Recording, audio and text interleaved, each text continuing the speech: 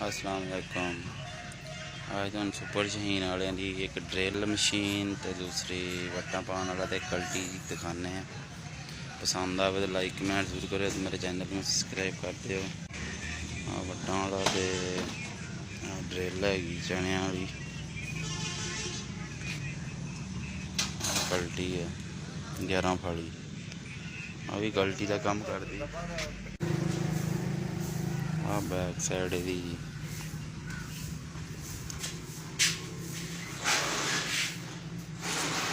ये कोड भी चेक कराने तुहानूं। 6 कोड आ ये ड्रिल भी चलेगी तो कल्टी का काम भी देगी।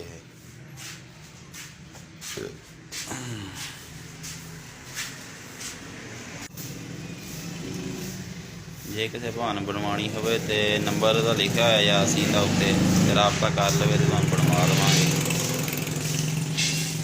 अहमद मार्केट फतेहपुर की दुकान हैगी।